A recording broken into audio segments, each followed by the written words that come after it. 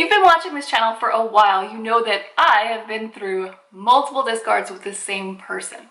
So we know what that looks like, right? It's discard, hoover, rinse, and repeat. So as you might imagine, I have a thing or two to say about the discard and when it's really over. To be perfectly honest, there's only one way to know when the narcissist discard is final, and that's when you say it is. But there are a few scenarios we're going to walk through here because I know you all have some questions. And there are a few things that I want to say about the narcissist's final discard. So stay tuned. Welcome to the Common Ego community. On this channel, we explore narcissistic abuse, its connection with spirituality, and we attempt to answer the question, where do we go from here? So if that all sounds good to you, be sure you're subscribed and hit the notification bell so you don't miss a thing. On to the narcissist's discard. So let's start with the first discard. You've never been discarded before. This is the first time it has ever happened, but you're relatively sure that you've been with a narcissist. And by now you probably know that there are three phases to these emotionally abusive relationships. There is the idealization phase, or sometimes we call that the love bombing phase, the devaluation phase, and the discard. And that's what we're talking about here today. But before we get into the first discard, I want to make the point that not all narcissists discard. So if you've identified that you're with a narcissist and you're waiting for that shoe to drop, there's a chance it won't. Most narcissists do discard because they have a tendency to get really bored very quickly. So they cycle through people like they might cycle through cell phones. But if you're here, I'm going to bet that you have endured at least one discard. So what's going on here? With a discard, it's important to understand how the narcissist views people. And they view people as pawns. You can either do something for them, you are useful, or you are not. And if you're in a relationship with a narcissist and they find you useful for whatever reason, for whatever supply you're providing them, then they may keep you around. But as I mentioned earlier, narcissists are also very likely to get bored. So you could be the best little supply in the world and still get discarded, because that's how a narcissist works. Okay, so here we are at the first discard. Now this could have been a brutal, brutal discard. This narcissist was burning bridges. And because you're probably a reasonable person, you think that no one would do that if they had any intention of coming back. But the narcissist isn't a normal person. So, and if you've been in a relationship with one, even if this is your first discard, you probably know that pretty well. These relationships are far from normal. Okay, so from here, you're gonna follow one of three paths. So scenario number one, you are fresh out of the discard and you're an emotional wreck because these things are always very dramatic and breakups are hard no matter who you're with. And so you're trying to pick up the pieces, and it's hard. Because if you've been with this person for any substantial amount of time, there's a good chance that you're trauma bonded and you feel like you need that person to get by. So it's a very difficult breakup, more difficult than most breakups would be. But you're making headway. You are day by day, taking step by step, and you feel like you're pulling further away from the feelings that you had before, the negative feelings associated with all of that, the feelings that you needed this person. And bam, here they come again. Just when you thought you were getting to a good place, there they are. And maybe they say they're sorry. Or maybe it just seems like a desperate, desperate ploy to get you back. They must love you, right? If they're so desperate to get you back. But with a narcissist, and I have some videos on hoovering that you might want to watch, I'll link to those. But with a narcissist, the desperation is real, and that's why it's so convincing.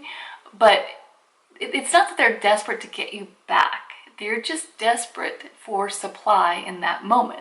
And they feel like you're the easiest path to it. So they're going to try really hard to secure you as a supply in that moment.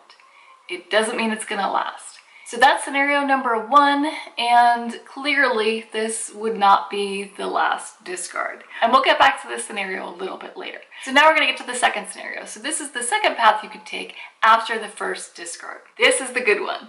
So on this path, you decide that even though it hurts, Even though you've been through some stuff, and even though you might be trauma bonded and you feel like you need this person, you're recognizing the red flags within yourself. You're recognizing that you shouldn't feel like you need somebody so badly. And you see the need to let go and to work on yourself. Or if that discard was extremely brutal and you recognize you didn't deserve that and you're not gonna put up with it, you are done. You hope the narcissist does not come back. And if they do, you're going to be ready. And so there is a third scenario here. After the first discard, there's a chance the narcissist will never come back because not every narcissist hoovers. Some look at old supply that they have cycled through already, as kind of old supply. It's no longer fresh and exciting for them, so they're going to move on to something else. And they may desperately seek supply from other people, but they may not come back. Now, this is another good scenario for you, even though it may not feel like it. You have an opportunity right after that first discard to just treat it. If you're in this place now and you're just coming out of that first discard, it's a good idea to treat it like it's the last discard. Even if you're unsure what's going on inside of you, even if you're feeling still like you're trauma bonded and you hope the person comes back, start treating it as though they're never going to. You have to shift the focus here and work with what you've got. Okay, so that covers the first discard. So what happens after people like me have been through multiple discards by the same person?